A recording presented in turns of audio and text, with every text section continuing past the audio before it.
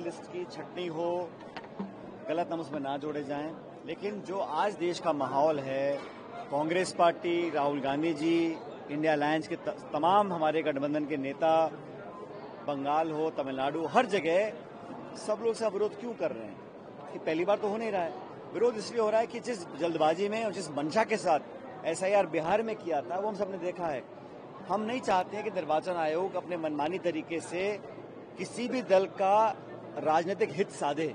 और हो क्या रहा है दुर्भाग्यवश कि भारतीय जनता पार्टी संवैधानिक संस्थाओं का दुरुपयोग धड़ल्ले से कर रही है।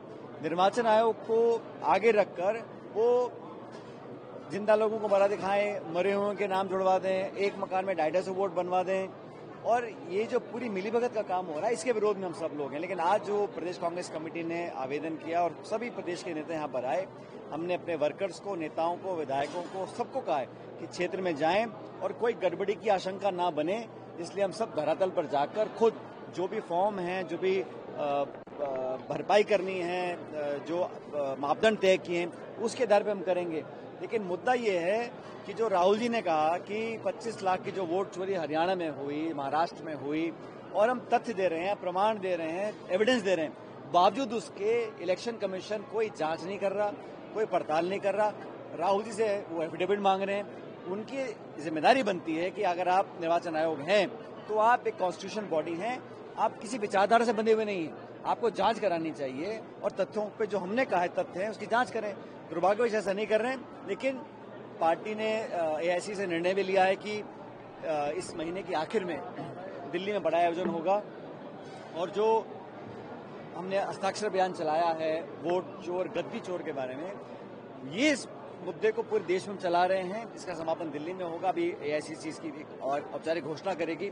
लेकिन इस आज की मीटिंग से कार्यकर्ताओं को इन्फॉर्मेशन मिली है, उनको टेक्निकल पॉइंट्स के बारे में बताया गया है और मुझे लगता है कि प्रदेश अध्यक्ष जी और तमाम नेता जो पार्टी के यहाँ पर थे, उन्होंने बड़ा स्ट्रिक्टली नेताओं को कहा है कि समय 3 साल का है, लेकिन पंचायत नगरपालिका चुनाव आने वाले हैं, तो वोटर्स में जो वाजिब और जायज मतदाता है वो वंचित ना रहे। एक वोट भी अगर नाजायज तरीके से जुड़ती नहीं है तो ये लोकतंत्र में गलत है, उसका हम पूरा विरोध करेंगे। पायलट साहब, क्योंकि एसआईआर के बाद पहला प्रदेश था बिहार जहां पर मतदान हुआ है, तो मतदान का प्रतिशत भी काफी अच्छा रहा है अब तक के इतिहास में बिहार चुनाव। उसको किस तरह देखते? साथ एक और सवाल था कि जो एग्जिट पोल आ रहे हैं उस पर आपका क्या प्रतिक्रिया?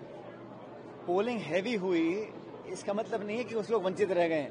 आप लिस्ट से नाम ही काट दो और वो जो बचे हैं उनमें से 80% पोल डाल दें, वो अलग बात है। लेकिन कोई जिसका अधिकार है, नागरिक है, सिर्फ वो गरीब है, कमजोर है, पिछड़ा है, दलित, आदिवासी है, उसका नाम ना जुड़े, ये गलत है पहली बात तो इसका हम विरोध करते हैं। और आने 12 राज्यों में अनाउंस कर चुके हैं, तो तमाम राज्यों में एआईसीसी और प्रदेश कांग्रेस के नेता मुस्तैदी से निगरानी रख रहे हैं कि गड़बड़ी ना की जाए। जहां तक एग्जिट पोल्स की बात है, एग्जिट पोल तो हरियाणा में दिखा रहा था कि हम बहुमत लेके आ रहे हैं, उसका उल्टा हो गया। तो एग्जिट पोल्स हमेशा सही नहीं होते। मेरा ऐसा मानना है कि जो बदलाव की स्थिति मैंने देखी थी, हम सब ने देखी थी, राहुल जी ने मेहनत करी, तेजस्वी जी ने मेहनत करी और गठबंधन की स्थिति मजबूत है।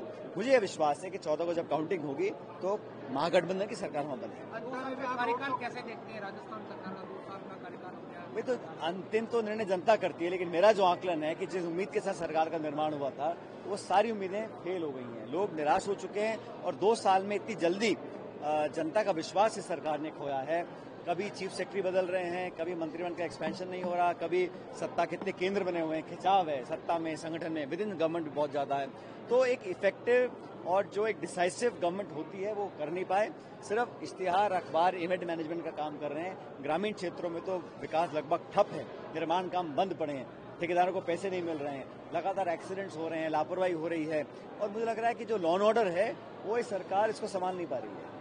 चुनाव को किस तरह देखते हैं? क्योंकि मतदान हो चुका है, आप भी वहाँ पर रोड शो करके आए थे। हम सब ने मिलकर मेहनत करी है और बीजेपी ने कोई कसर नहीं छोड़ी, सब कुछ उन्होंने वहां कर लिया। लेकिन मुझे लग रहा है वहां पर कंटेस्ट होगा, अंत में जीत कांग्रेस पार्टी।